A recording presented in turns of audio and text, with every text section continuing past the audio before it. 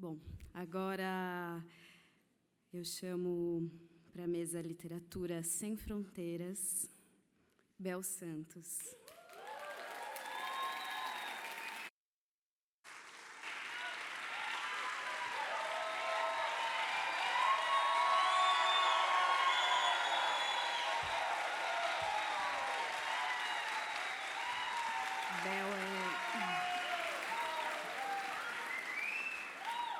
A Bel é educadora social do IBEAC e Rede Litera Sampa e deusa.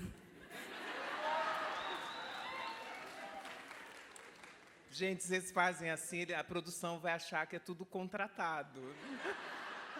Hoje, pela primeira vez, o meu orientador de mestrado está aqui me ouvindo, ele vai achar que é tudo ensaiado. Quem me chamou sabe que eu tenho sofrido desde o início do convite.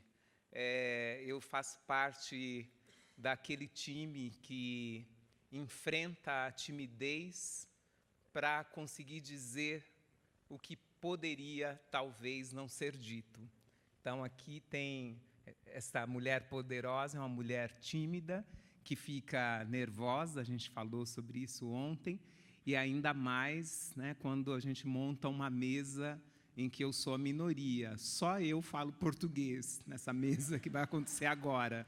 E, embora a Silvia Castridion fale que é um desafio e uma escolha para nós nos entendermos, cada um, na língua que fala, às vezes um dos meninos que vem para essa mesa fala muito rápido, então eu já vim munida aqui do meu tradutor.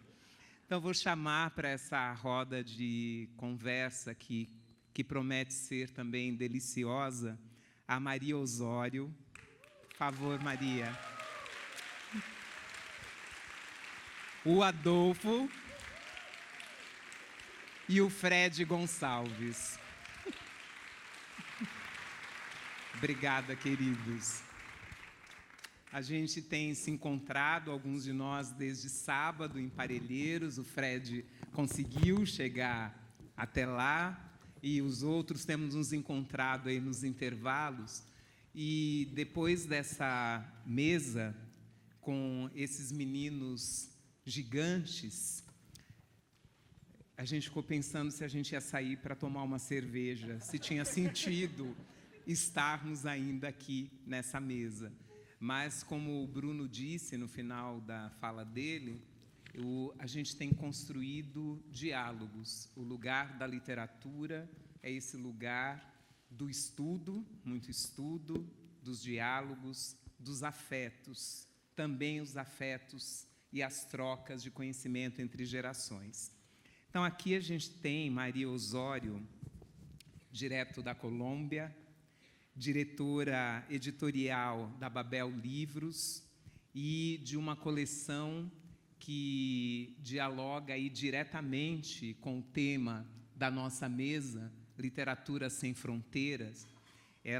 A Maria está à frente de uma coleção de livros, Fronteiras, que discute exatamente esse lugar das fronteiras. É uma coleção para refletir sobre aquilo que se chama de literatura juvenil, o que se tem produzido. O Adolfo, que está lá na ponta, já fez algumas oficinas, alguns de vocês também conheceram. O Adolfo está nessa mesa porque ele é jovem, jornalista, escritor, pesquisador, mediador de leitura, mobilizador de juventudes. Ele chama e a juventude vai, e ele vai contar para a gente como é que ele faz isso. E ele tem um blog maravilhoso, quem não viu ainda, vale a pena entrar, chama Linternas e Bosques. Maravilhoso, com muitas entrevistas, é lindo. E ele vai contar para a gente um pouco sobre isso. E o Fred Gonçalves, essa gracinha que fala velozmente espanhol, é um querido, prometeu, né, que vai falar hoje mais lentamente. O Fred é venezuelano, vive em Barcelona, além de ser jovem também, ser um pouco mais jovem que eu e Maria, ele é mediador de clubes de leitura, articula literatura e artes, tem uma revista, a Pés Linternas, que é uma revista também muito interessante, todo o diálogo que faz com arte e literatura. E aí nós combinamos, eles vão falar mais sobre cada um deles, mas nós combinamos algumas perguntas assim para começar, e que essa mesa com os jovens acabou trazendo para nós, né? São que a gente fica se perguntando, né? O que os jovens leem? E essa mesa sobre literatura e sobrevivência, né, mostrou para a gente essa intervenção agora. A gente fala, olha, fica achando que esses meninos precisam de literatura fácil. Precisa ter literatura fácil porque eles não leem, tem que ser, né, usar sempre um sinônimo mais simples, porque a gente que vem da periferia não entende a literatura sofisticada. Fica achando. Então, a gente, nessa mesa, vai se perguntar aqui, o que esses jovens estão lendo? O que eles leem? Quando a gente está falando de literatura juvenil, a gente está falando do quê? Que literatura é essa? De quais jovens nós estamos falando? O Bruninho perguntou na mesa, o que cabe nesse S Juventudes? É só para dizer que é plural? Esses meninos que saíram daqui e essa menina, eles cabem naquilo que a gente chama de literatura juvenil? O que acontece quando os jovens atravessam as fronteiras? Quando esses jovens leem, estão no palco discutindo conosco literatura, o que acontece? Que fronteiras são essas? Nós estamos falando de fronteiras geográficas também, né? A gente tem que sair de lá do Ceará, vir para cá, de lá de Parelheiros, vir para cá, mas a gente está falando também de fronteiras simbólicas. Que fronteiras são essas que vocês têm percebido, que os jovens têm aí transposto? E o que acontece quando esses corpos jovens atravessam fronteiras e ocupam lugares inimaginados? A Kathleen falou muito sobre isso. Ela fala, o meu corpo está em lugares que ninguém imaginou para mim, que ninguém sonhou para mim. O que isso acontece não só com os jovens, mas conosco? A gente está mudando junto com esses meninos? Uma mesa dessa ajuda a gente a mudar? Então, a gente vai pedir para Maria começar. Nós combinamos assim, cada um vai falar aí uns 10 minutos, aí depois a gente tem uma pergunta que a gente ensaiou. Está tudo combinado, aqui não é bagunça não, né? Está tudo combinadinho. Aí a gente tem uma pergunta, depois eles também podem perguntar um para os outros, e quando estiver faltando aí uns 10 minutinhos, a gente avisa para as perguntas que precisam chegar por escrito. Por favor, Maria Osório. Muito obrigada. Bueno,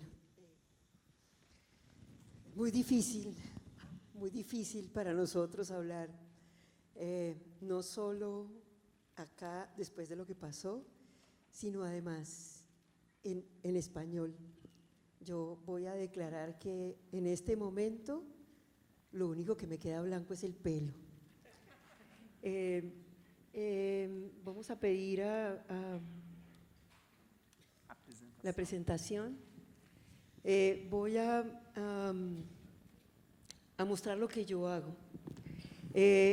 Voy a ser el bicho más raro de todo el seminario, porque soy la única editora.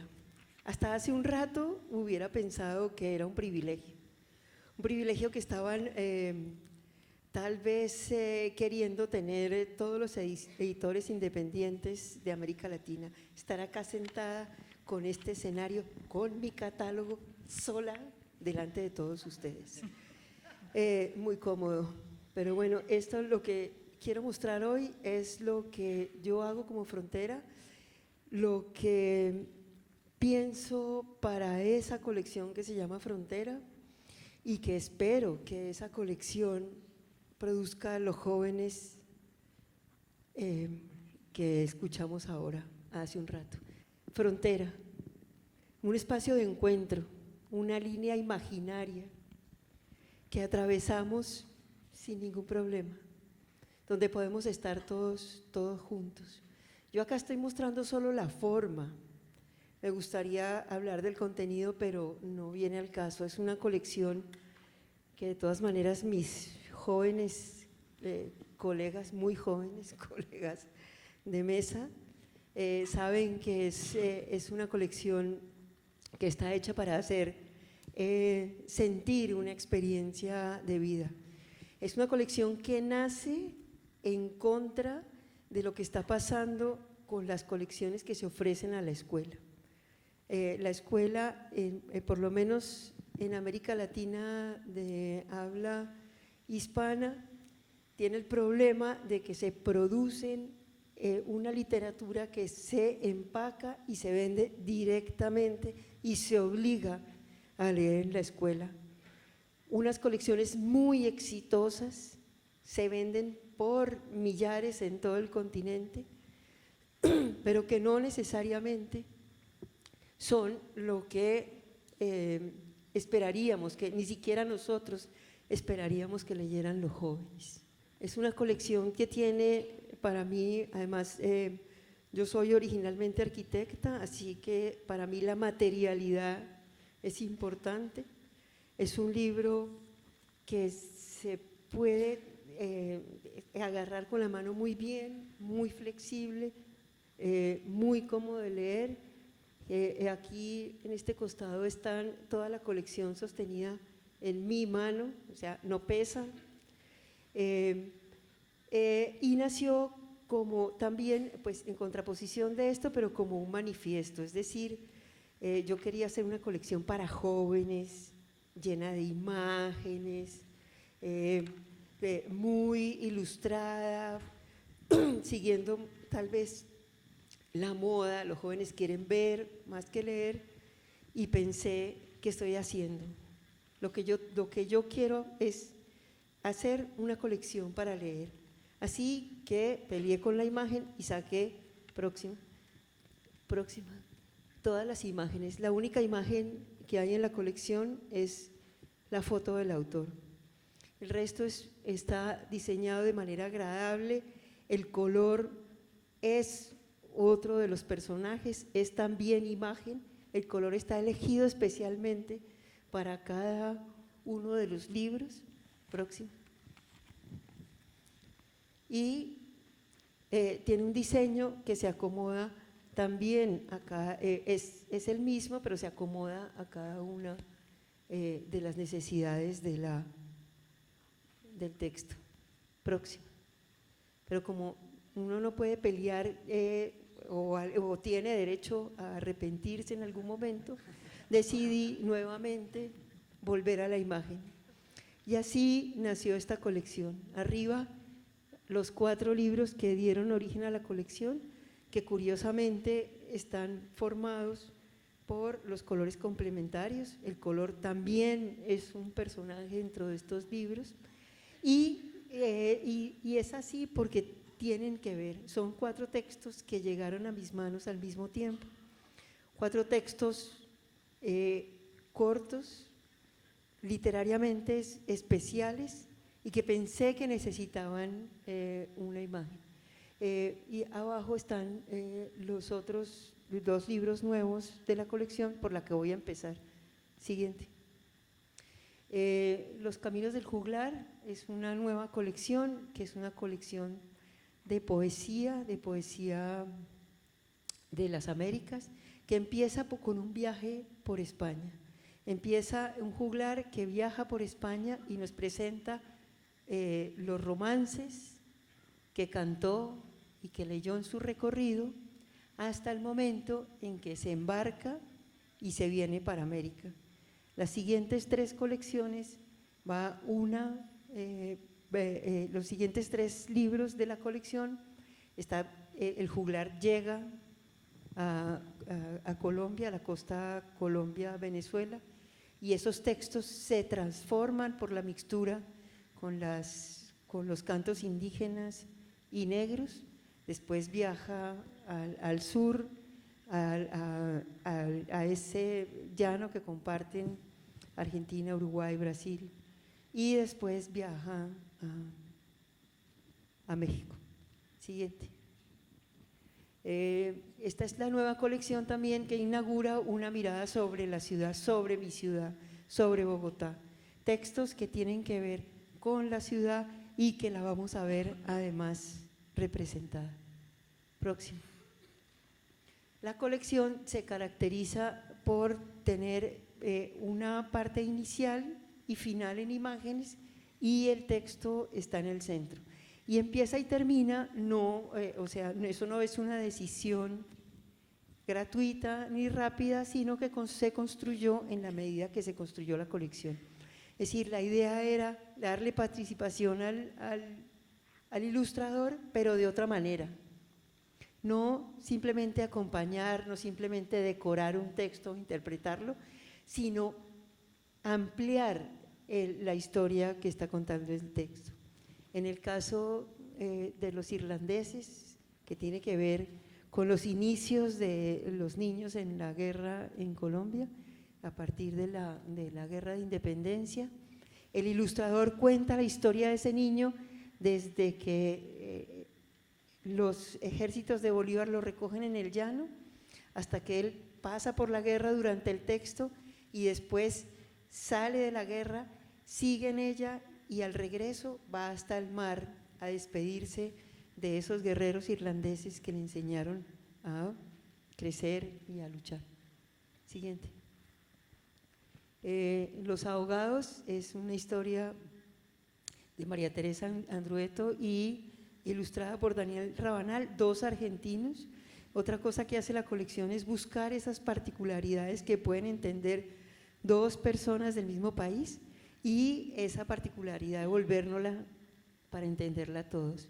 El texto de Los ahogados de María Teresa, incluso para los argentinos jóvenes, era difícil dilucidar de qué estaba hablando. Pero el ilustrador Daniel Rabanal fue preso de la dictadura durante 9 años, así que entendió de qué se trataba esto. Y el texto no lo habla, pero Daniel sabe que habla de eso y lo pone en la imagen sobre los vuelos de la muerte. Los vuelos de la muerte fueron un episodio trágico de la dictadura argentina, en la cual los jóvenes eran dopados en las cárceles, subidos a aviones y tirados vivos al Río de la Plata. Próximo.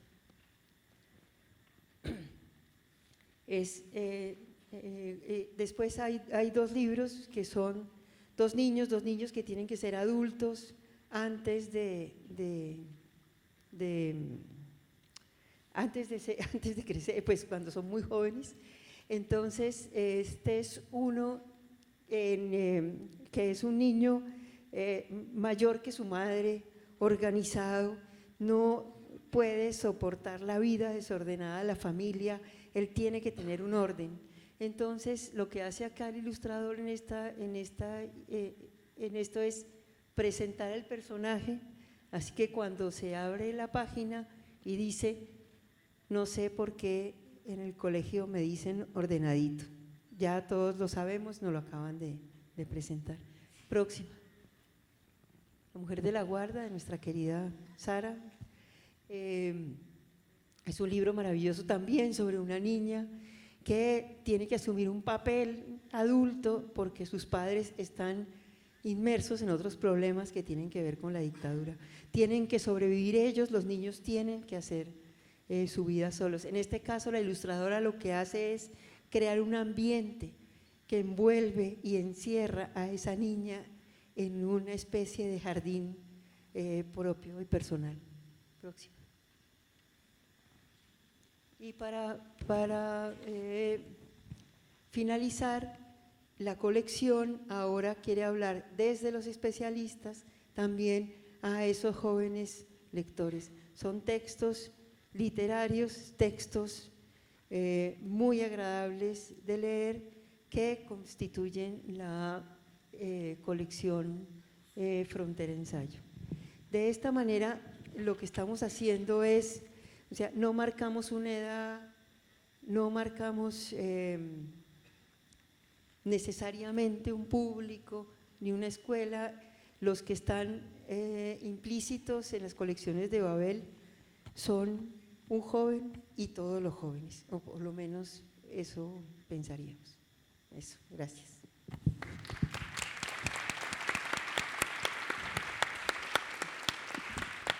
Obrigada, Maria.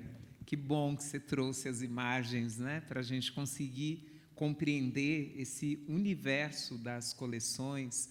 E a Maria toca num tema que está em discussão, né, também aqui no Brasil, sobre os livros, álbuns, livros, imagem, esses livros, né, esse trazer texto.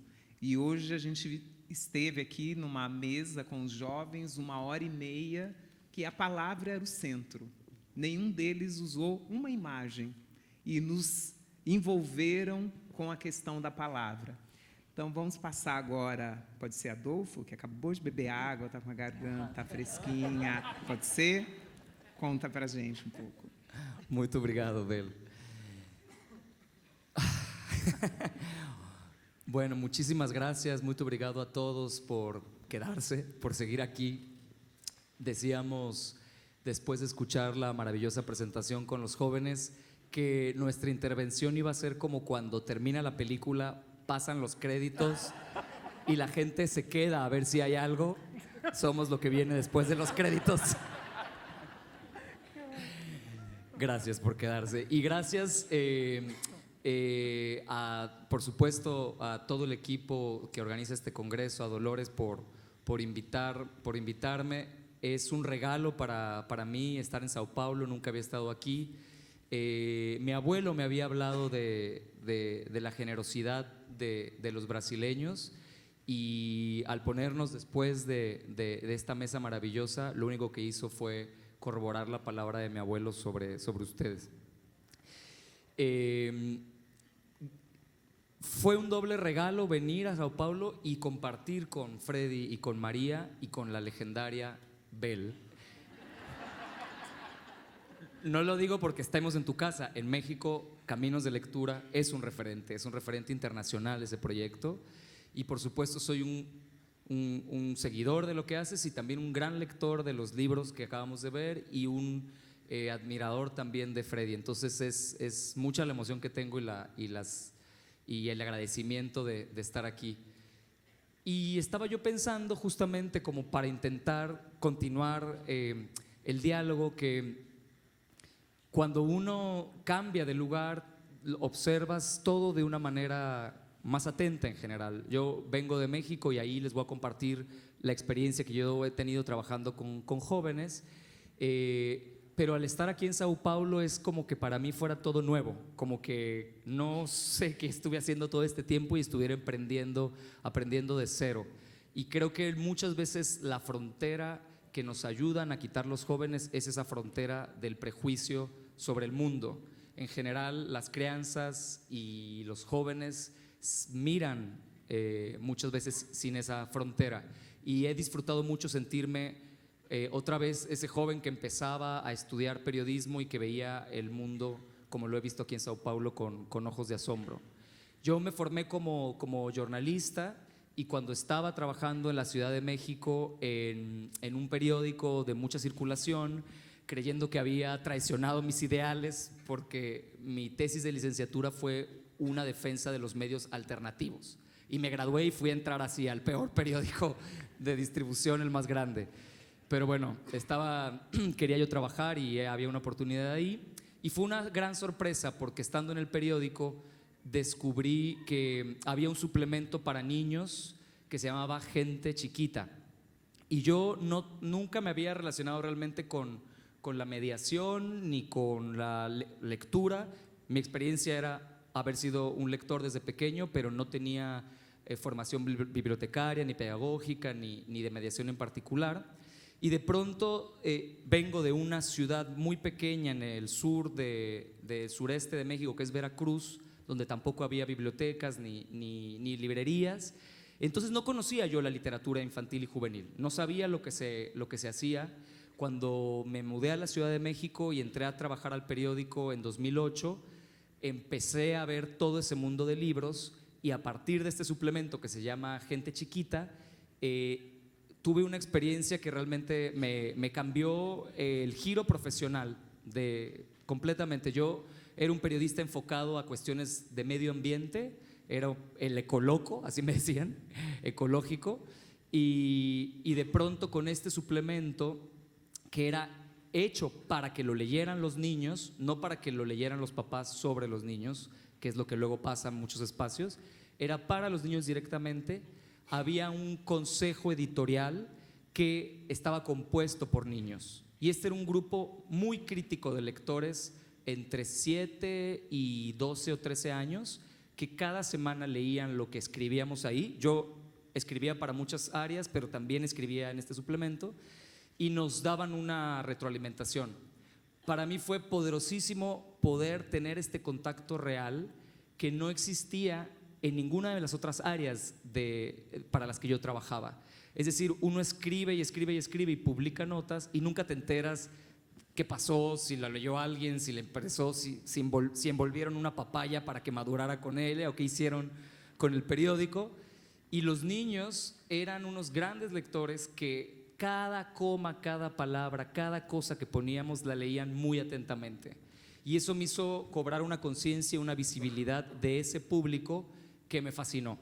Entonces en 2008 que yo entré al diario y empecé a tener esta experiencia, empecé a hacer las reseñas de los libros, específicamente en el suplemento, y a entrevistar a escritores e ilustradores, y fue tanto lo que me removió que decidí dedicarme a eso. Seguí 4, casi 5 años en el periódico, pero luego hice una especialización, ahora sí, en literatura infantil y juvenil, y cuando terminé la especialización, antes de hacerla, renuncié al periódico, contrario a todas las recomendaciones familiares de mi abuelita, etcétera, así. Renuncié al periódico y empecé a enfocarme en la literatura infantil y juvenil, y lancé un blog que es el que mencionó Bel, que se llama Linternas y Bosques, donde yo quería seguir haciendo periodismo, pero lo detonó otra cosa que marcó mi mirada desde entonces. Gente Chiquita, el semanario donde yo escribía en el periódico, lo cerraron. Poco tiempo después, digamos, de yo había salido, coincidió, lo cerraron.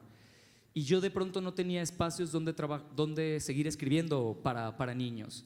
Y eso me recordó otra experiencia, que en la universidad yo trabajaba en el periódico universitario y también tuvimos un acto de censura muy fuerte. Cerraron el espacio, ¿no? En ese momento también. Entonces dije, bueno, es tiempo de regresar a mi tesis y voy a crear un medio independiente que va a ser mi blog. Y yo voy a hacer periodismo desde mi blog. Pero era consciente que para que fuera congruente con la mirada que me había formado, necesitaba formar un consejo editorial yo también, un consejo editorial infantil y juvenil. Entonces estuve 2 años con el blog viendo cómo se acomodaba, las secciones que iba yo a reseñar, y empecé a colaborar poco después con la Biblioteca Vasconcelos de la Ciudad de México, y entonces sentí que la biblioteca podía ser ese espacio donde yo me reuniera con este consejo editorial. Entonces hice una convocatoria abierta donde específicamente trataba yo de exactamente decir algunas de las preguntas que dijo Bel. Yo quería buscar esos jóvenes que se sintieran no representados por la literatura juvenil.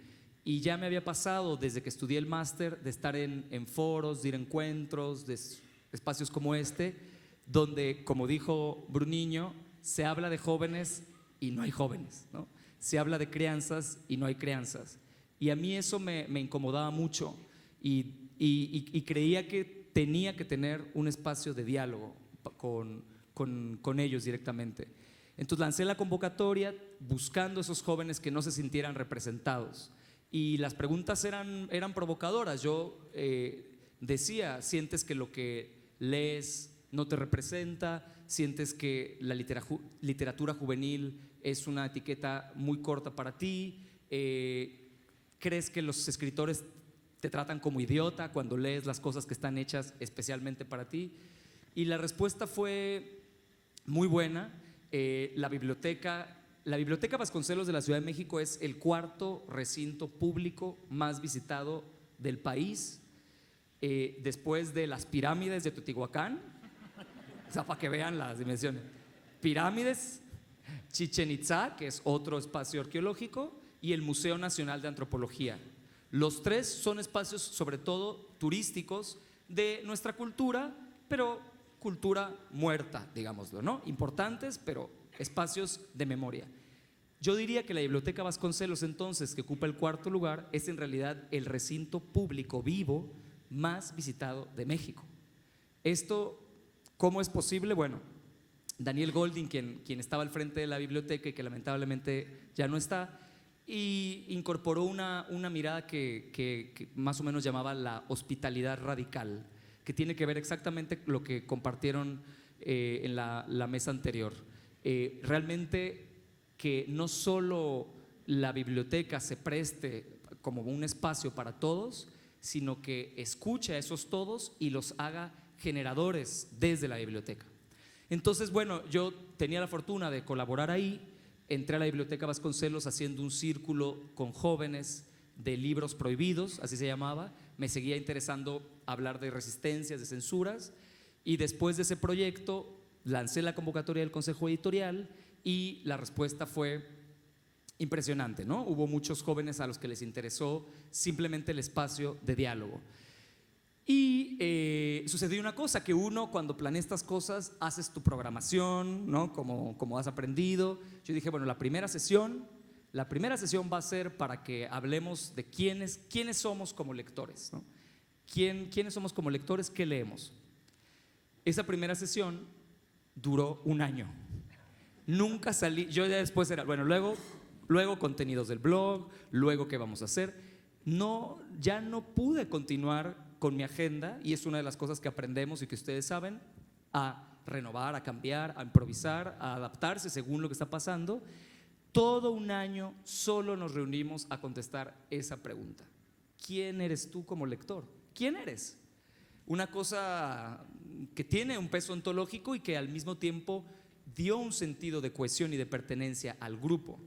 El grupo se dio cuenta que ya los contenidos del blog no eran lo más importante, sino definir quiénes eran ellos como lectores.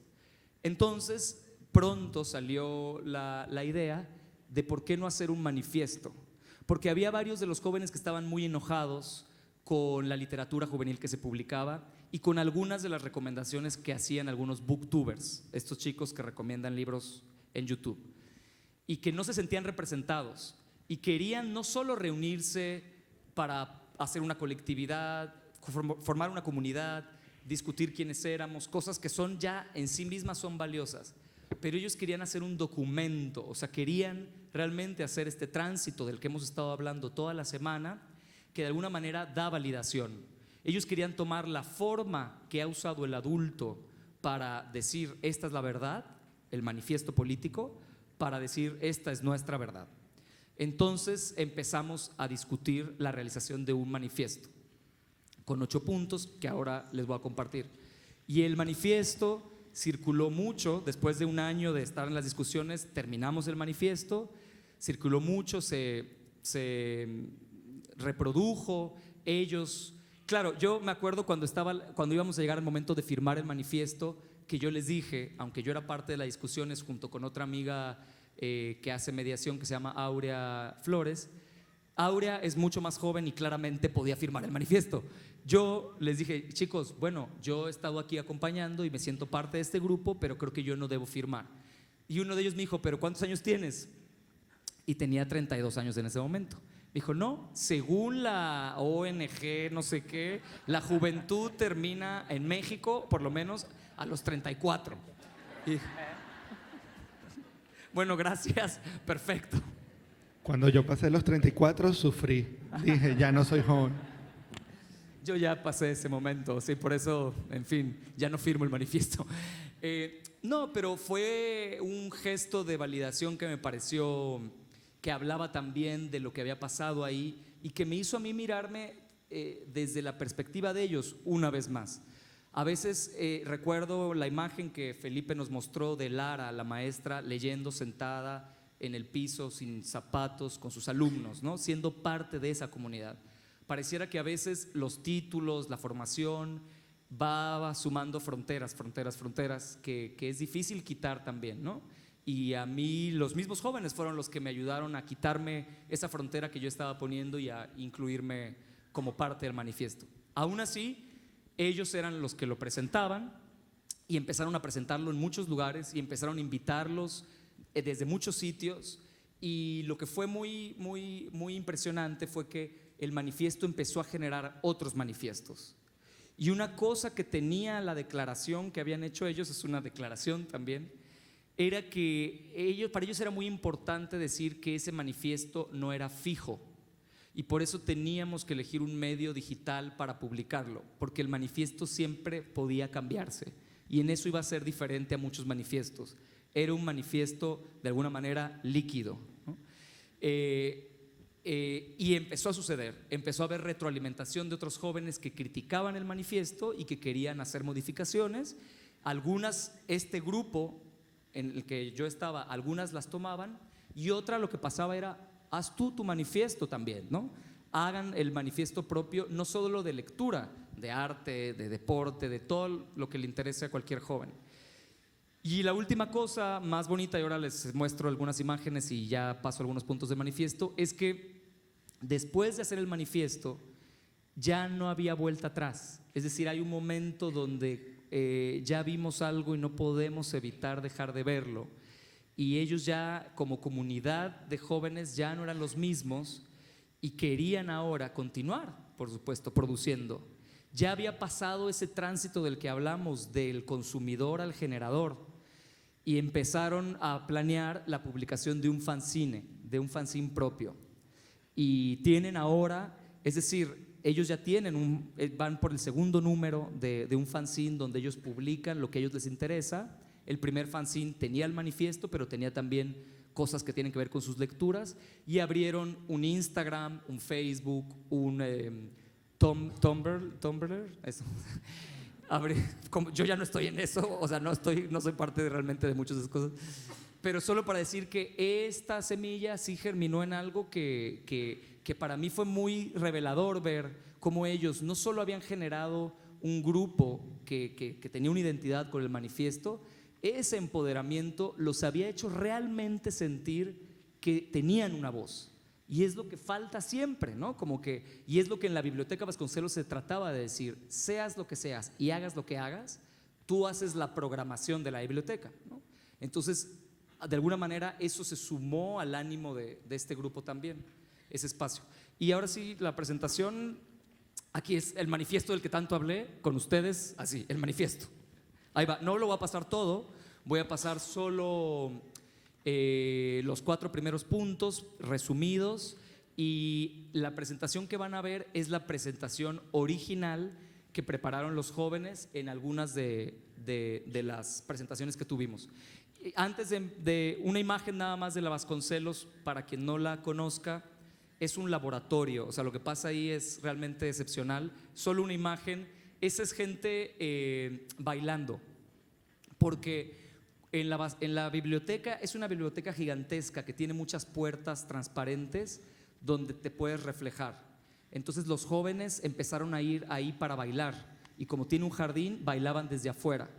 Y cuando el director y su equipo vio que esto sucedía, les dijeron: queremos que bailen adentro también. Y empezó a haber presentaciones de baile dentro de la biblioteca, y por supuesto hay espacio para todos, o sea, es realmente muy rico. Bueno, pero la siguiente. Este es el manifiesto: soy joven, soy lector. Afortunadamente uno de los chicos estaba estudiando diseño, entonces hace unas cosas así muy profesionales, porque esa es su formación y quería hacerlo además, ¿no? Siguiente. Empezamos con una maestra que justamente una de las discusiones que tuvimos fue sobre la que regresó mucho Bruniño, el adultocentrismo. Dice Mafalda: pero ¿por qué, papá? ¿Por qué no me lo explicas? ¿Por qué no? Porque sos chica y ustedes los chicos no entienden las cosas de nosotros los grandes. Está bien, pero prométeme una cosa. ¿Qué cosa? Que cuando yo sea grande no me vas a salir con que nosotros los grandes no entendemos las cosas de los ancianos, ¿eh? Nos gusta en especial esta tira porque en realidad va mucho más allá. Ya saben que las tiras cómicas de Mafalda puede uno estar todo el día hablando de ellas. En realidad no solo denuncia el adultocentrismo. Mafalda está ocupando el lugar del adulto que luego va a ejercer adultocentrismo sobre el anciano. Porque si hay también una comunidad a la que afecta el adultocentrismo es a los ancianos. Ellos también son unos marginados que no están incluidos en muchos de estos espacios. Entonces, fue una de las discusiones que tuvimos. ¿Quién más, como nosotros los jóvenes en ese momento, están así de marginados? Salió por ahí el tema de los bebés, de los niños, por supuesto, pero hubo mucho énfasis en hablar de los ancianos y por eso nos parecía que Mafalda lo decía brillantemente. Nuestra preocupación. Siguiente. No voy a leer exactamente todo, nada más para decir que el manifiesto tiene una firma, porque aunque fue elaborado colectivamente, hubo un chico que se encargó de redactarlo y que decidimos que tenía que tener su nombre porque había mucho de su estilo ahí, y también porque nos sentíamos representados y la firma iba a aparecer igual de todos y en el documento están las firmas de todos, pero bueno, él es quien lo escribió. Y más o menos empieza así. Todos los cambios, incluso los más pequeños, son manifestaciones de movimiento que tienen siempre su semilla en lo estático, en convenciones que se ha decidido cuestionar. El diálogo abierto y tolerante sobre lo que se considera normal trae consigo tesoros de un valor difícil de calcular, distintas perspectivas desde las cuales observamos, conocemos y meditamos el mundo que nos rodea y del que formamos parte, así como la posibilidad de repensarnos y repensar a los demás. Lo que hemos estado hablando, ¿no? Siguiente. Bueno, y aquí en este espacio en blanco va a aparecer una apuesta importante de este manifiesto que tiene que ver con la imagen. Básicamente lo que dice ese párrafo es que muchas veces los jóvenes no se sienten representados por la etiqueta y cómo los adultos traducen la cultura juvenil e infantil. Siguiente. Entonces decidieron que iban a incluir memes en el manifiesto. ¿Qué pasaría si te dijera que la cultura joven nace de las manifestaciones espontáneas de los jóvenes, pero luego es engullida y procesada por adultos para revenderla? Incluir memes fue una de las cosas que criticaron lectores, gente cuando empezó a ver el manifiesto, porque se considera algo no legítimo por la cultura adulta conservadora, pero realmente es otro medio de comunicación que ellos generan y consumen todo el tiempo y quisieron hacerlo, ¿no?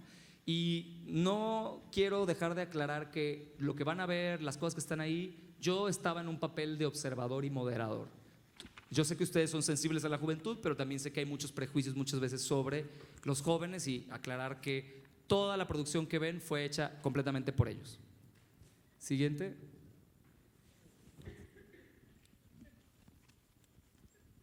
En todo caso, no nos interesa imponer o regular nada, solo considerar esos prejuicios y ponerlos en crisis. Por eso afirmamos que, 1, los jóvenes sí leemos y no nos conformamos con 20 minutos al día. Interactuamos con las obras que tenemos entre manos, establecemos un diálogo, nos involucramos, nos emocionamos, nos decepcionamos y preguntamos. Siguiente, esto es una crítica a una campaña que había en México de lee 20 minutos al día. Si pudieran dejar de decirnos que leamos 20 minutos al día, eso sería genial. Sí, ya nos tenían hasta acá, por todos lados en México, veías en el autobús, en la televisión, lee 20 minutos al día, 20 minutos al día. Y como si fuera, ¿no?, una receta, así, tómate tu medicina y ya está. Con eso podremos decir que México lee. Los jóvenes dijeron, no, leemos mucho más que eso y sí leemos, ¿no? Una de las cosas que decía Abel también, sí leemos. Siguiente. 2, no nos limitamos a las novelas ni al libro, poesía, ensayo, cuento, crónica, cómic, cine, anime, fotografía, manga, videojuegos, forman parte de los textos que tanto disfrutamos u odiamos. Siguiente. Nos dicen todo el tiempo que debemos leer más. Leemos películas, anime, fotografía, mangas, revistas, novelas gráficas, videojuegos, memes y hasta la etiqueta del champú. Siguiente. 3, este es un punto interesante crítico sobre la industria editorial, que estuvimos mucho tiempo hablando de esto. En lo que se refiere a los libros, sí prestamos atención a lo que hoy en día se considera literatura juvenil. Mientras más leemos y nos enteramos de nuevas lecturas, más nos damos cuenta de los estrechos límites con los que se pretende escribir para nosotros. Se crean modelos que se convierten en lo que el resto del mundo cree que realmente o únicamente nos interesa. Siguiente. Necesitamos que los chavos compren más de nuestros libros. ¿Qué hacemos? Más triángulos amorosos, regalitos con cada compra. Y si publicamos historias y géneros diferentes en lugar de seguir fórmulas, gracias, me salvaron allá, y lo tiran por la ventana. Obrigado. Siguiente. Muchos bestsellers juveniles son el más claro ejemplo de ello. Romances fallidos, héroes unidimensionales, triángulos amorosos, distopías domesticadas. Todos son elementos de fórmulas repetitivas a la segura, argumentos que podemos disfrutar en determinado momento, pero que en su reiteración cansan, provocan una necesidad de algo distinto, de otro acercamiento a lo que significa juventud.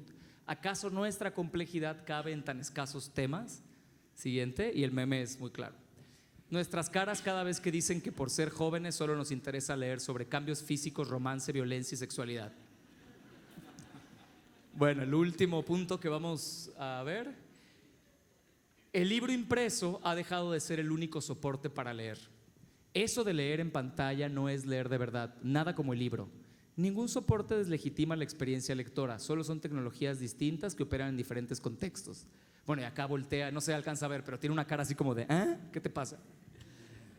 Siguiente. Bueno, y ellos decidieron también diseñar para volantear una versión resumida y se entregó masivamente en todos lados, en el metro, en la biblioteca, en la feria del libro.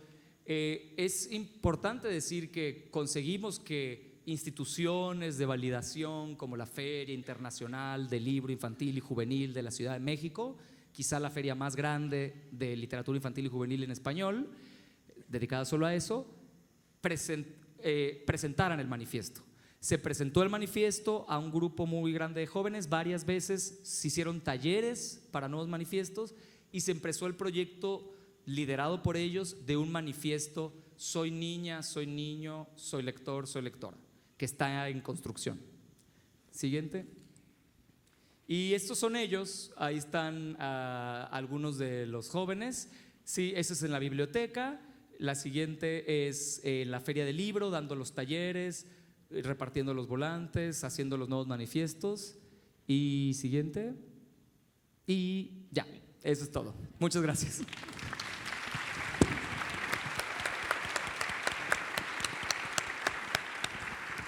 Obrigada, Adolfo. A gente já viu, Adolfo fez, né? Você fez aquela analogia dizendo que o filme acabou e agora são os letreiros. Já percebi que você é aquele que lê até a última frase, né, do letreiro. Falou tranquilamente, 25 minutos, né? Não foi isso que a gente tinha combinado, mas tudo bem. Então a gente leu a legenda lá até o final. Não digo mais, não digo, já terminei, já fiz. Não, vamos ver. Não, temos tempo ainda, mas acho muito bacana isso que você traz, né? Eu tinha lido o manifesto e ontem nós falávamos, né, que em Parelheiros a gente foi escrevendo e reescrevendo, e a Kathleen retomou isso hoje, até que as nossas mães compreendessem. E esses meninos têm escrito até que nós adultos entendamos e que outros jovens também possam entender. O manifesto traz uma coisa fascinante dessa reescrita e de essa apresentação, falando, olha, conheçam mais um pouco quem somos nós. E agora o Fred, que vai falar bem devagar para a gente poder treinar o nosso espanhol e vai contar aí também como tem sido esse trabalho, né, de juntar literatura y arte. Despacito. Gracias, Fred. Sí, exacto, como la canción. Bueno, primero quisiera agradecer la invitación. Hay una idea que me ha estado dando muchas vueltas en la cabeza durante toda la semana, que es la importancia de estos espacios para la figura de quien hace mediación, sobre todo. Porque, bueno, de alguna forma eso es lo que yo hago, mediación. Mira, a ver, ¿cómo estoy hablando? Pausado. Bueno, agradecer a Dolores y a Teresa por la invitación, pero además compartir la emoción de estar con María, que es amiga y una editora a la que respeto mucho, sobre todo por esa mirada tan subversiva que tiene. Ella es una adolescente en ese sentido, es bastante rebelde. Adolfo, que nos conocíamos por WhatsApp y correos, y al que yo le tengo muchísimo respeto porque creo que, y admiración, porque el trabajo que hace con Linternas y Bosques es de gran utilidad para todos los que trabajamos en esto. Y Bel. Conocer a Bel ha sido, bueno, una cosa mágica. Primero, su voz. Me tiene enamorado su voz, el tono de su voz. Pero sobre todo, una cosa que dijo ayer y que la voy a retomar más adelante, que es lo de la pedagogía del cafuné. Porque yo crecí de alguna manera y me formé con esa pedagogía. Yo, de manera distinta a María y Adolfo y a muchas de las personas que han pasado en la mesa, no me formé con libros. Yo soy un espécimen extraño en ese sentido. Mis padres son de Portugal, los dos, y emigraron a Venezuela cuando tenían 14 y 15 años. Mi padre nunca tuvo oportunidad de estudiar, y mi madre, al contrario, que sí estaba estudiando, pero se enteró que se iba a América, lanzó los libros de texto escolares por la ventana cuando se enteró que se venía. Entonces, de alguna forma, mi padre no tuvo la oportunidad y mi madre no tuvo la intención. Y cuando mis padres llegaron a Venezuela, nunca tuvieron la intención de hablar portugués, por eso me disculpo, porque ellos sentían mucho miedo de que si hablaban portugués en casa, nosotros no pudiéramos construir un lenguaje donde nos pudiéramos entender con el otro. Y eso lo hacía de alguna forma el miedo, era solo miedo. Y con los años he ido creciendo y he descubierto palabras, esto lo he contado en los talleres, palabras que forman parte de mi lenguaje familiar, que son palabras que no existen en la realidad en el castellano, pero que tampoco existen en el portugués. Entonces yo siempre he estado tratando de comunicarme con el otro, no solo hablo rápido, sino que tengo palabras inventadas en mi vocabulario. De hecho, cuando llegué en el aeropuerto, cuando llegué del aeropuerto, iba por la Rúa, leí en la Rúa de Agavara, despacio, ¿cómo se dice? De vagar. Y entendí finalmente a mi padre, años después, que siempre nos decía Gabariño, Gabariño, Gabariño, Gabariño. Nunca le hicimos caso porque no entendíamos que eso era despacio o con calma. Y fue como, tengo que escribirle a mi papá y pedirle perdón por esa infancia tan inquieta. Entonces, claro, ellos nunca tuvieron libros en la casa.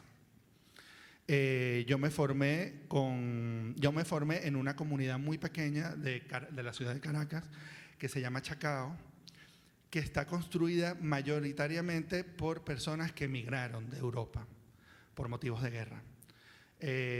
Italianos, portugueses, españoles. Entonces, de alguna forma, la mixtura, que sí es una palabra que me gusta mucho, de lenguajes y de tradiciones que habían en los vecinos, construyeron de alguna manera un espacio colectivo muy interesante. Sobre todo con los hijos de estos europeos, porque así como me pasó a mí, al hijo del italiano le habrá pasado lo mismo, al hijo del español obviamente no tanto, pero al hijo de alguien árabe también, y así fuimos construyendo de alguna manera una comunidad muy alternativa. Toco esto porque cuando Sara Bertrand en su mesa se refería a que nunca hablaba de la defensa de escribir sobre el cuerpo en la literatura, que es un espacio en el que no se narra. Yo lo pensaba en una idea que siempre ha estado dando vueltas en mi cabeza desde ya hace muchos años, que es el tema de la nostalgia en el adolescente, que suena extraño, pero sí. Y desconstruí un concepto que escribe el autor español Manuel Rivas en su libro La mano del emigrante, que publicó en 2001, que es un libro de relatos, pero él hace una pequeña introducción donde habla de la saudade.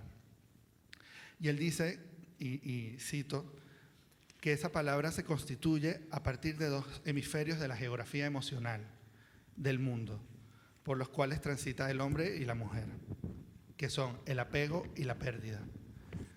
Y entonces a partir de allí yo he reflexionado a mí me gusta mucho pensar en eso que pierde el joven cuando crece. Cuando Sara hablaba de eso, de la transformación del cuerpo, de lo que vamos perdiendo, hay un detalle muy interesante. Cada vez que hablo de jóvenes, yo uso como el plural y me incluyo. Entonces yo soy como un adolescente más. Entonces no se asusten, soy viejo, pero tengo ese mal. Entonces me pongo a reflexionar sobre esas cosas que pierden los jóvenes al crecer, cuando ya no son esos niños y se están enfrentando a un mundo adulto, a un Estado, a una sociedad a los que no están preparados realmente. Incluso me hace pensar en diversas juventudes, me hace pensar en la juventud de mis padres, que no existió porque no tenían tiempo para reflexionar sobre esa juventud. Pasaban de la infancia a la adultez para trabajar. Habían unos cambios, sí, físicos, emocionales en el medio, pero ¿qué es eso que ellos pierden y qué es lo que necesita el joven para volver a pegarse, ¿no? Y construir de alguna manera una identidad? Y descubriendo como a las otras personas que estaban en nuestra comunidad, veíamos un caso muy curioso y que yo llamo acercarnos a la palabra a través de los ejercicios cotidianos.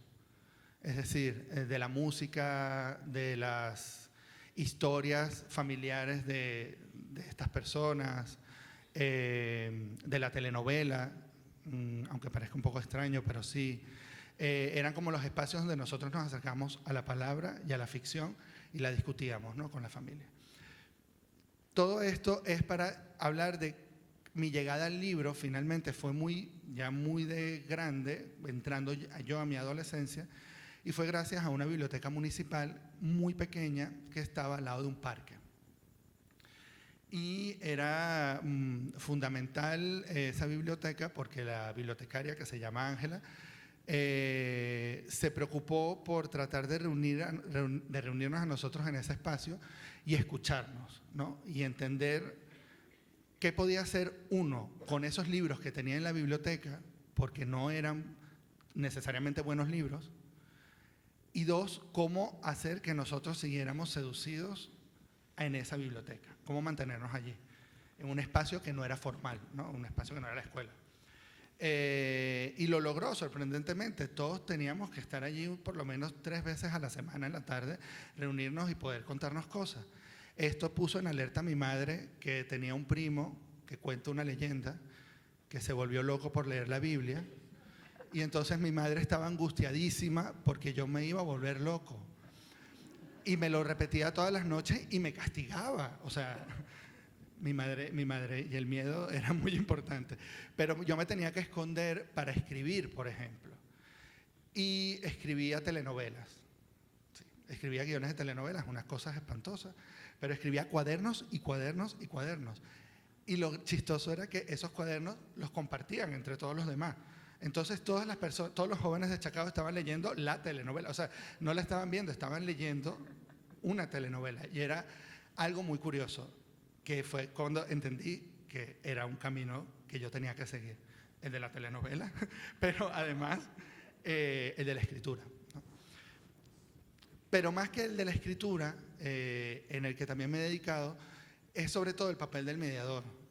Yo creo que lo más bonito de la mediación es poder transmitir eso que la bibliotecaria Ángela hizo por nosotros, poder encontrarte con el adolescente, hablar con él, encontrarte, escucharlo, oír, saber qué es lo que quiere y entender, y esto es importante, entender, y aquí quizás voy a hacer un poquito antidiscurso de María, que a veces hay libros que son placeres culposos.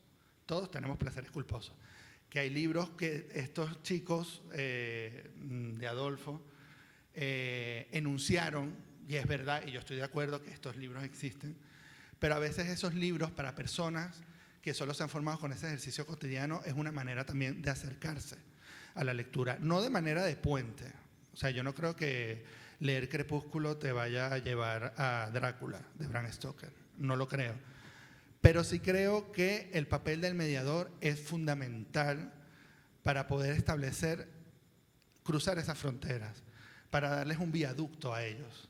Y uso la palabra viaducto, que es una palabra que se inventó uno de los chicos que hizo un primer club de lectura conmigo, que se llama Jaime Yáñez, y cuando él empezó en el club de lectura tenía 15 años probablemente, o 14 creo, y habló del salvoconducto porque él decía que no creía en las fronteras, sino que él tenía espacio libre para cruzarla, ir y venir cuando quisiera.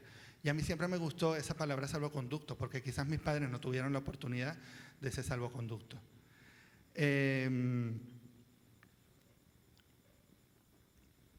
Cuando la biblioteca desaparece, porque la biblioteca llegó a desaparecer porque querían hacer un mercado municipal más grande, la derrumban, es cuando me acerco yo al Banco del Libro, que es quizás realmente mi espacio de formación más importante. Y el Banco del Libro decidió subvertir de alguna manera esa idea que tenían de lo académico solamente, e hicimos el ejercicio de Adolfo del manifiesto, pero no del manifiesto realmente, fue distinto. El Banco de los Mejores, el Banco del Libro hace el premio de los mejores libros para niños y jóvenes, donde reúne a un jurado de especialistas para evaluar los libros que se editan ese año. Ya yo me había graduado de la carrera, ya era universitario.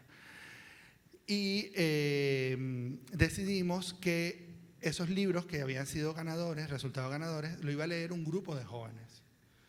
Y este grupo de jóvenes iba a dar una mención a uno de los libros. Y la mención se llamaba Los jóvenes hablan. A diferencia de Adolfo, más que un manifiesto, mi intención era que ellos entendieran o escribieran una reseña literaria, que aprendieran a reseñar, que tuvieran la capacidad de abrir ese espacio de mediación también. Porque el espacio de mediación es eso, es la réplica.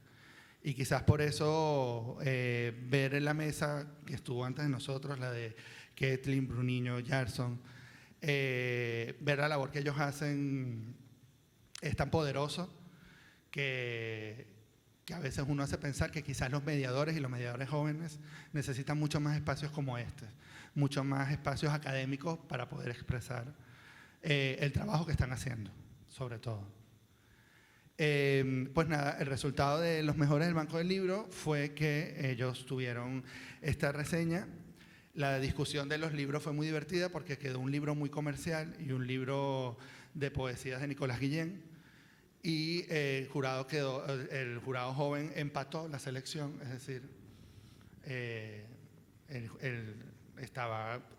Jaime, casualmente, era la persona que tenía que decidir por el libro ganador. Obviamente Jaime, por su naturaleza y su naturaleza lectora, quería que ganara el libro de Nicolás Guillén. Entonces lo dejamos solos con los dos libros.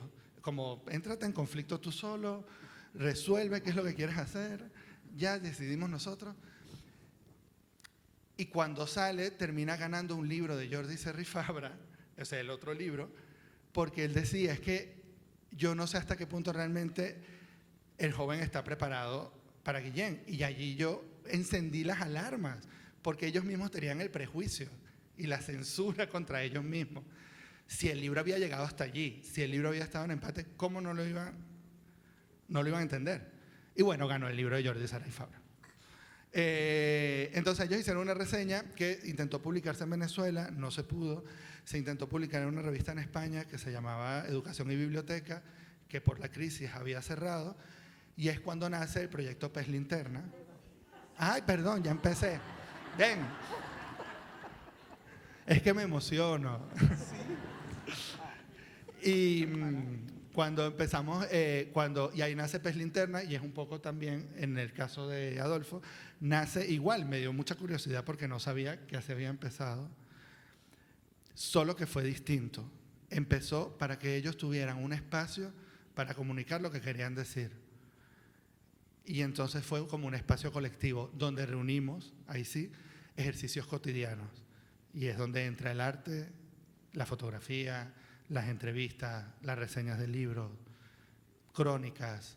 Y es de alguna manera darles la oportunidad a ellos y la libertad de, si quieren entrevistar a alguien importante, háganlo, porque no pueden hacerlo. Inténtenlo, busquen la manera. ¿Quieren reseñar un libro y destruirlo? Destrúyanlo, sean responsables de sus palabras. Entonces, de alguna manera, estos clubes de lectura fueron generando un espacio de formación académica, pero sobre todo para que ellos se rebelaran contra estas academias. Y ya.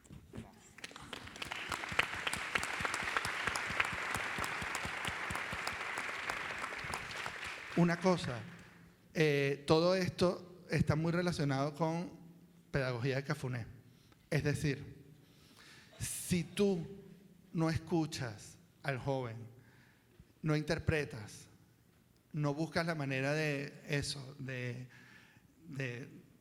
encontrar la manera de que ellos también establezcan sus propias ideas, no de imponer las ideas, de que ellos lleguen a ellas solos, no logramos nada de esto. O sea que creo que la emoción, lo emotivo y lo afectivo también es muy importante en esta etapa donde lo afectivo se nos olvida por completo. Obrigada, Fred.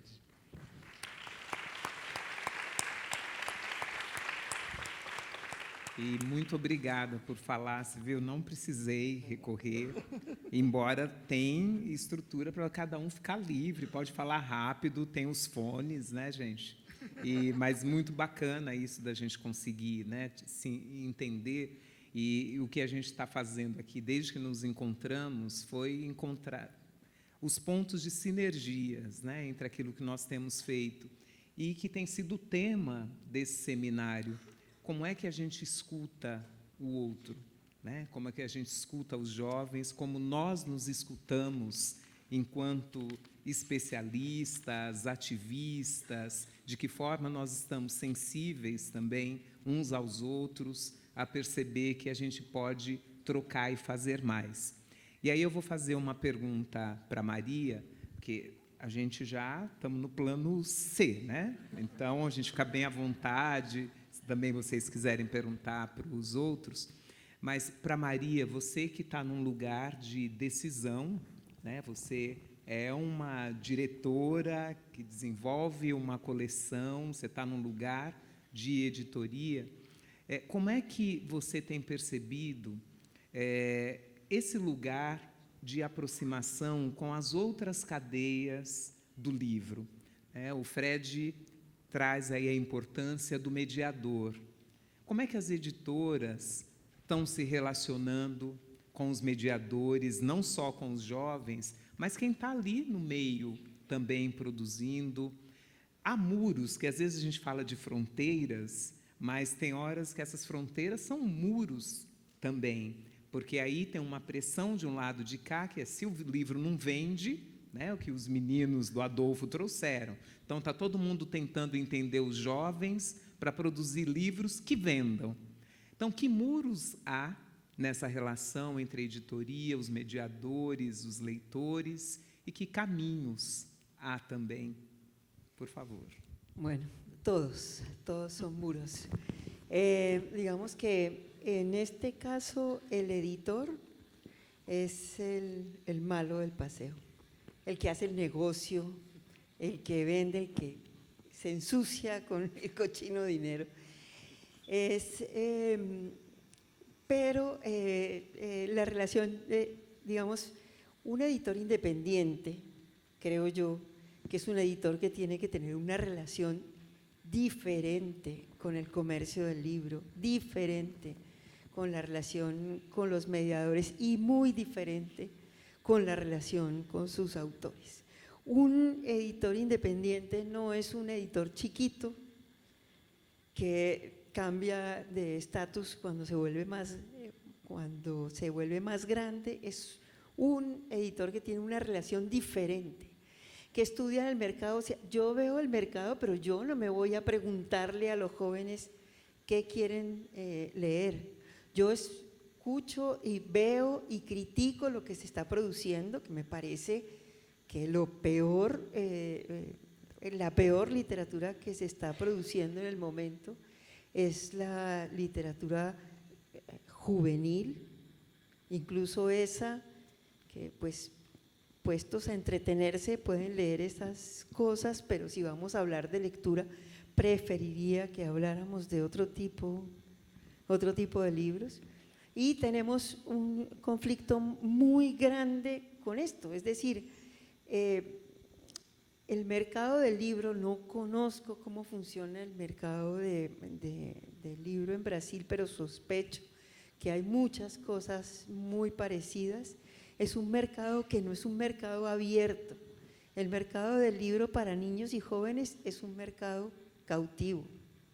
Es un mercado que está en la escuela, que se compra para dotar bibliotecas, que se compra masivamente para planes de lectura y que no se hace un esfuerzo por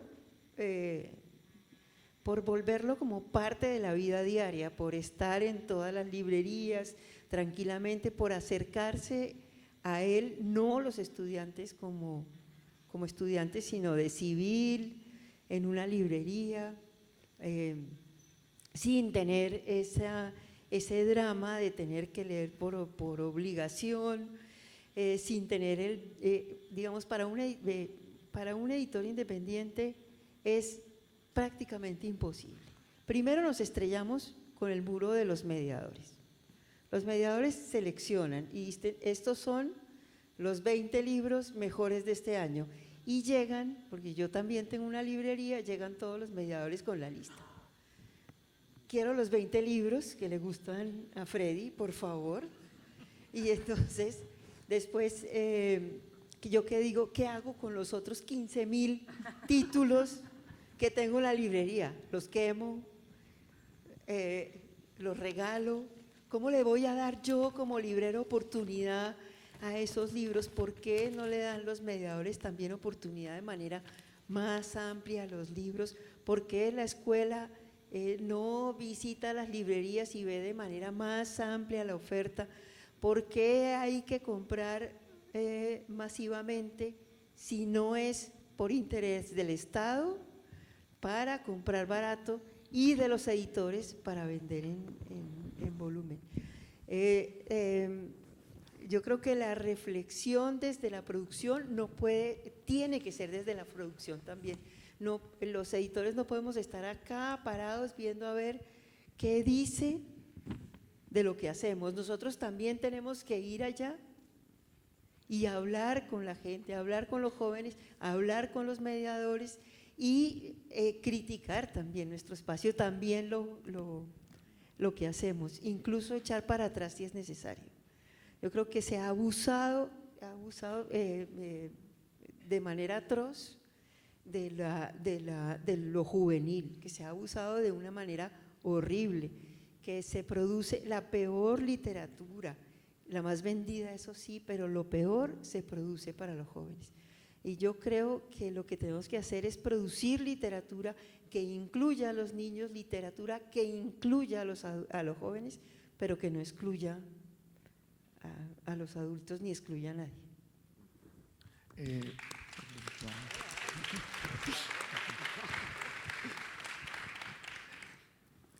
Una cosa, no creo, o sea, no he defendido, porque entiendo cómo es ese mercado editorial por dentro, desde la experiencia además, y sé que esa construcción de libros es una construcción mediada por intereses económicos, pero a lo que me refiero yo es la mediación lectora, o sea, ¿en qué estatus está la mediación lectora en el espacio de la formación? Porque el mediador lo que tiene que hacer precisamente es ayudarlos a ellos a ser libres, a elegir esas otras lecturas en las que uno cree realmente. Pero yo prefiero que las elijan ellos desde el pensamiento libre, provocarlos para hacerlo, y obviamente haciendo una selección pensada, que era un poco lo que decía Silvia ayer también. Es decir, también hay que pensar en la selección, en el espacio de la selección. Sin embargo, en ese espacio de la selección no puedo privar por lo menos un libro así.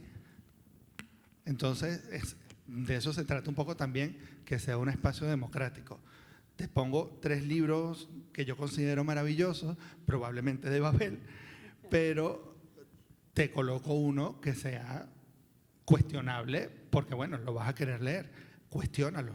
O sea, aprende a cuestionarlo. Es que creo que eso también es importante, enseñarle al joven a cuestionar eso, porque si no lo cuestiona, va a seguir pasando lo que está pasando ahora. Graciela Montes justo habla de cómo, y bueno, muy adelantada, Graciela Montes, nuestra gurú, filósofa de la literatura infantil y juvenil, ella dice que esa labor antes de hablar del placer de la lectura, de lo que complace al lector, tiene que ver con alimentar su perplejidad. O sea, como que el mediador tuviera que enfocarse, ir un paso atrás antes de pensar si va a conectar, si no va a conectar, si vamos a generar el hábito o no. ¿Cómo hago que mis lectores cercanos se sientan todavía perplejos por el mundo? Ella habla justo así de esa perplejidad, de un deseo, de hecho, ¿no? Y que ese deseo, un poco lo que estás diciendo tú y a lo que apuntaba María, tiene que ver con que ese deseo conecte con lo propio, pero que de alguna manera hay una mirada crítica, ¿no? O sea, como... Mas aí, Adolfo, te mandaram uma pergunta e aproveito para lembrar, dá para mandar perguntas por escrito, nós temos aí uns 15 minutinhos ainda, e perguntam para você se é possível superar essa visão adultocêntrica, já que a mídia informativa tem cada vez mais reduzido o espaço para as manifestações das crianças. Há uma subestimação desse universo infantil. Então, te pergunto, tem saída? Sí, sí. Igual me gusta tu pregunta porque está bien no ser naïfs y hacer un poco de historia.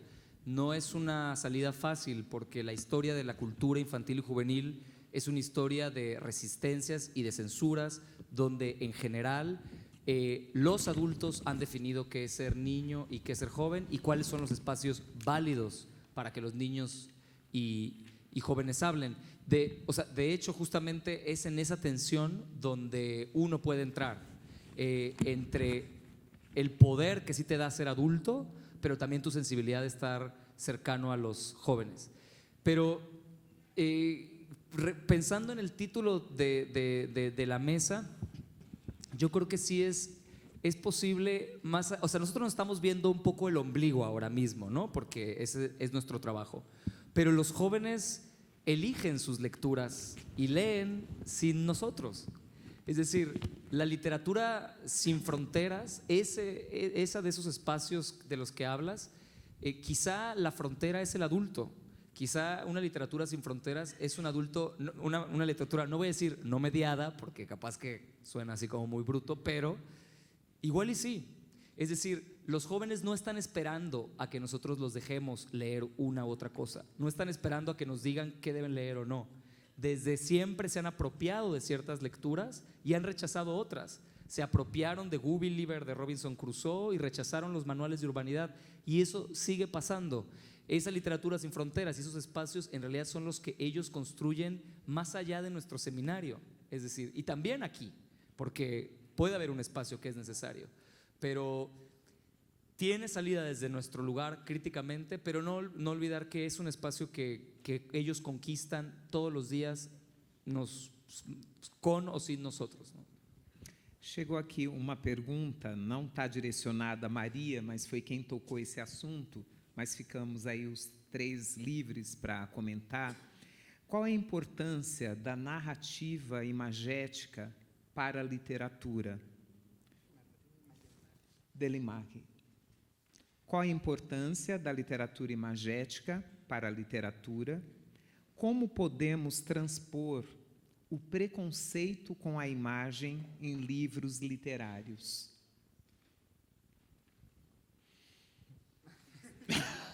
Bruninho, Senti, Caitlin, um suspiro Jackson, aqui. quieren pasar a responder. Si tienen preguntas para ellos, todavía están aquí. Caitlin, no sé si está por ahí, pero bueno. Sí. Ah, sí. Bueno. Ai, María es Yo tuya ya me acabé- totalmente. yo ya me acabé mi tiempo. Hacemos. Lo que pasa es que con la imagen, de la imagen se ha abusado supremamente. Mientras que, digamos, los grandes, los jóvenes, los adultos estaban leyendo y hablando de literatura y de cosas muy elevadas, los ilustradores empezaron a hacer unas cosas para jóvenes y todo el mundo, los dibujitos, los dejaron tranquilos. No, los dejaron hacer. Cuando fueron a ver, caramba, estaban haciendo unos discursos impresionantes. Para ese que todavía no ha accedido a la lectura, un discurso de imagen es un discurso bien hecho, es un discurso potente, un discurso que dice al más chiquito muchísimas cosas, muchísimas más incluso de lo que podría entender con las palabras, de eso se trata.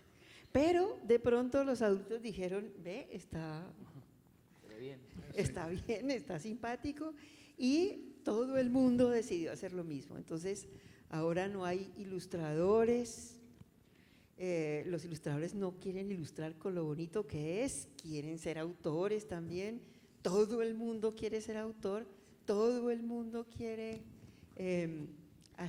tener libros con imágenes, y esa imagen potente es como la buena escritura también.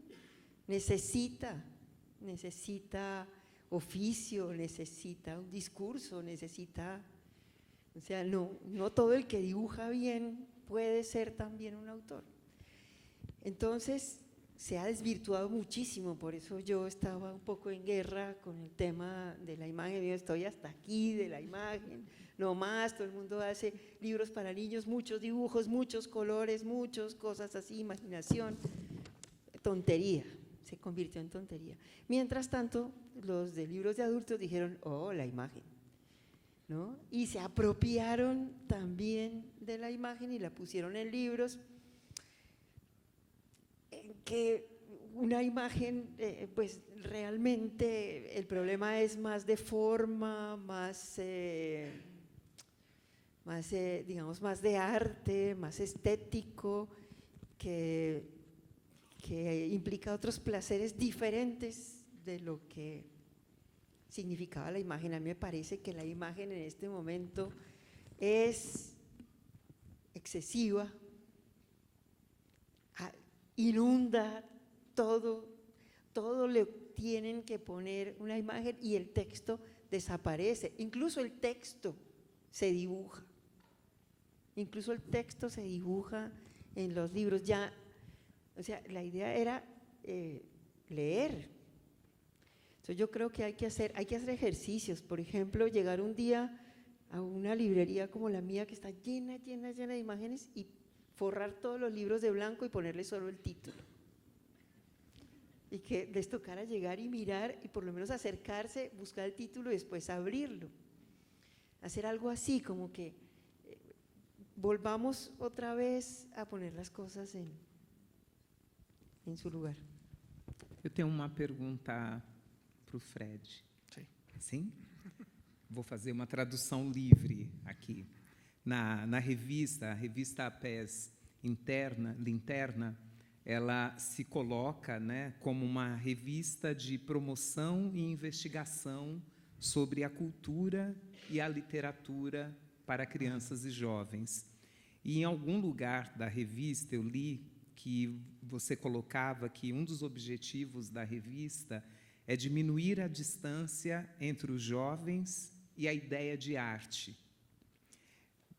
Fazer com que os jovens, né, se apropriem da ficção e da palavra, não apenas da discussão sobre o gênero, mas partir de propostas que levem a uma literatura, levem a um outro nível de acesso à literatura.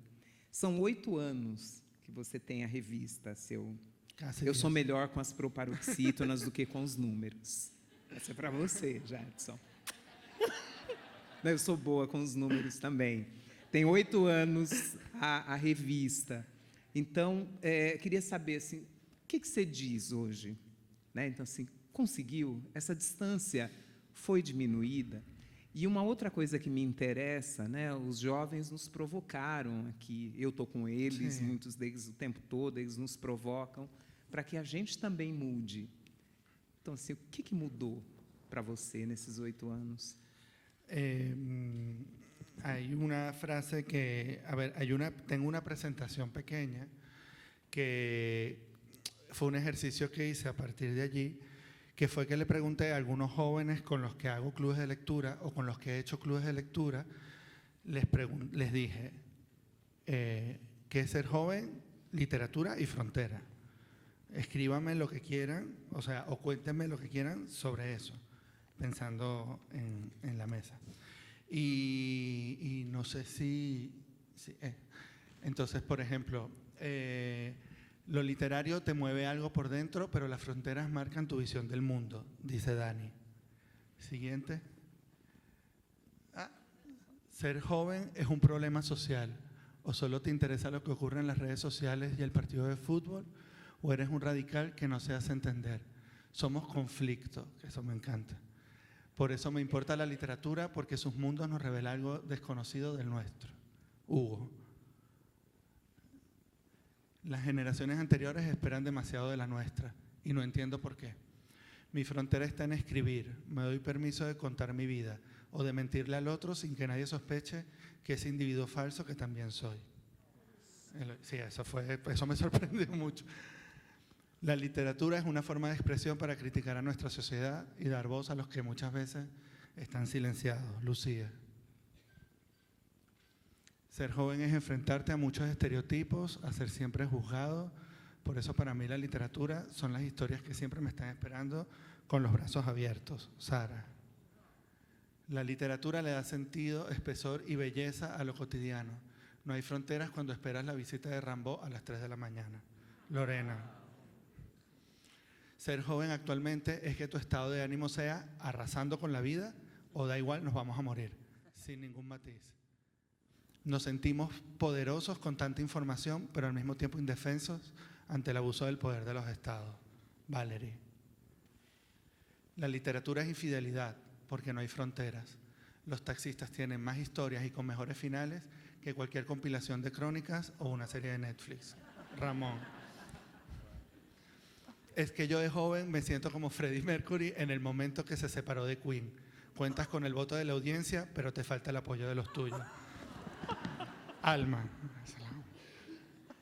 Y este es Jaime Yáñez. Y yo de verdad quería terminar con Jaime porque él fue uno de los primeros que empezó el club de lectura conmigo. Y yo creo que algo que he logrado en estos 8 años, yo no sé si él se ha roto esa distancia, sí sé lo que ha sido de la vida de ellos, hacia dónde han sido sus caminos. Y Jaime ahora es profesor de la Universidad Central de Venezuela, de literatura, y hace talleres de fanzine con jóvenes, porque en Venezuela ahora es muy difícil trabajar con el mercado del libro, y él ha decidido ser subversivo. Por eso esta frase quizás es como muy elevada, ya la verán. Dice, la literatura destruye todo lo que entendemos de la vida, al mismo tiempo que nos las devuelve tal cual la experimentamos al leerla.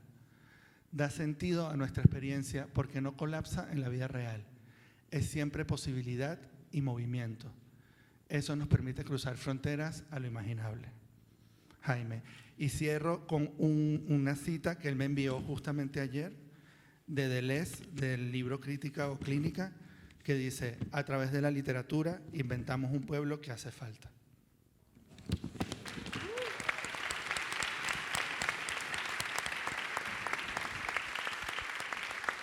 Ainda bem que a gente ensaiou as perguntas para ganhar esse presente das falas. A gente já deu o nosso tempo, mas ainda a Dolores sempre deixa a gente passar um pouquinho, né, Dolores? Sim, né? Então, não sei se vocês tem alguma pergunta para fazer um ao outro, ou alguma coisa que não deu para comentar. A gente tem um tempinho ainda. María, ¿de dónde te sale ese ingenio para hacer unos libros tan bellos? Ah, ¿Quiere que le publique uno? reconciliación. Reconciliação. Piadas No, era internas, reconciliación. gente. No, yo estoy muy orgullosa de este par de jóvenes, tan talentosos. Yo sabía que no tenía que decir nada.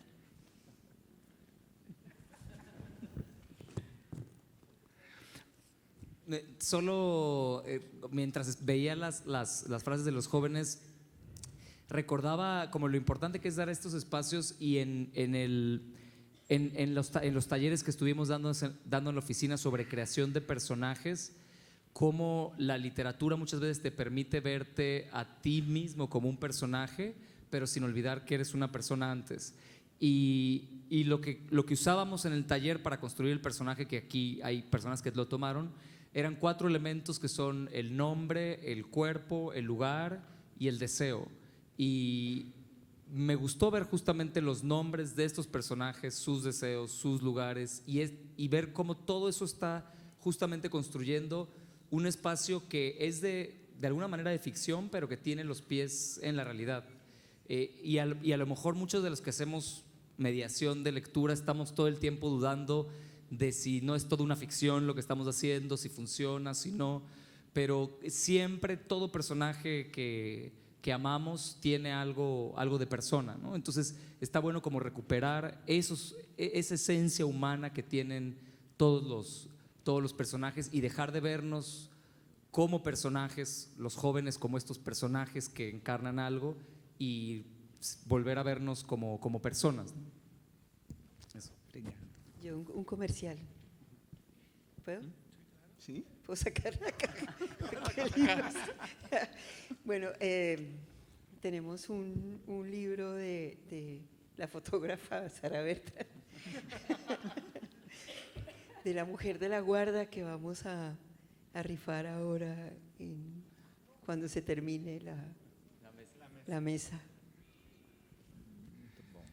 Y nada, yo la verdad, solamente para despedirme, quisiera también como hacer honor a eso que defiendo de la mediación y decir que a mí personalmente me hubiera gustado mucho que el seminario culminara con la mesa anterior, dándole el poder a los jóvenes antes que a nosotros, y felicitar a Abel por el trabajo tan maravilloso que hace.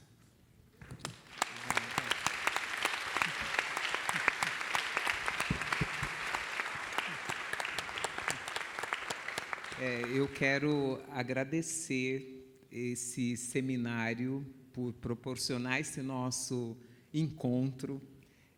Acho todos os esforços que nós temos feito para que essa América Latina possa se encontrar para além das lógicas de mercado, para além das lógicas de violência, de estratégias de enfrentamento de violência, que a gente possa se encontrar cada vez mais nesse campo da literatura. Nós 4 e todos os outros que nos antecederam são pessoas que acreditam na palavra, que acreditam nessa força da literatura. A literatura tem proporcionado encontros, mudanças de lugar. A gente conversou um pouco sobre a minha pesquisa de mestrado, que tem sido essa experiência e esforço de construir com os meninos e meninas de Parelheiros que lugar é esse da academia, sobre que experiência nós estamos falando, e nós que estamos pesquisando, escrevendo sobre isso, nos encontrarmos, vai ajudar a gente a diminuir muitas outras distâncias. Quero agradecer a convivência que nós tivemos nesses dias, foi muito, muito especial para nós, para o país e para o nosso continente. Obrigada, meninos. Obrigada, Maria. Foi muito lindo esses dias aqui com vocês. Bom, caros companheiros desses 3 dias maravilhosos, Antes de chamar nosso próximo convidado, e a gente vai dar uns minutinhos até para quem quiser tomar uma água, etc., mas queria fazer alguns agradecimentos, certo? Para poder fechar o evento antes do Visnik, porque vai ficar muito tarde. Então, eu queria agradecer primeiro a presença de cada um de vocês. Muitíssimo obrigada por estar junto com a gente durante esses 3 dias. Queria agradecer a todos os nossos convidados internacionais e nacionais que fizeram deste seminário um momento inesquecível, que tiraram a gente do lugar, foi realmente extraordinário. Queria agradecer, estou agradecendo em nome do SEDAC, né, do Instituto Emília, do Itaú, de todo mundo, às escritureiras, ao Islã, ao Jadson. Agradecimentos especiais ao SESC São Paulo, na figura do diretor regional de São Paulo, Danilo Santos Miranda, uma grande inspiração para todos que trabalham na confluência da educação, da arte e da cultura, ao SESC Pinheiros e toda a sua equipe, que mais uma vez nos acolhe nesse teatro maravilhoso, e, sem dúvida nenhuma, ao Itaú Social e toda a sua equipe, representadas por Ângela, Dana e Manidiane, pela confiança e parceria na realização desses eventos tão importantes e significativos, e pela aposta da importância e do papel da tão falada inconformidade nestes dias. Gratidão. A nossa equipe maravilhosa, que tornou esse seminário possível. Sandra Medrano, Amanda Dafoe, Carolina Glicério, Carolina Splendidori, Danilo Mecari, Helena Cavaliunas, Júlia de Francisco, Karina Souza, Priscila Brossi, Taruman Luiz e sua equipe, Fernando Cavalcante, equipe M de Maria. As nossas intérpretes de Libras, Vânia Santiago, Simone Caldeira, Ricardo Ferreira.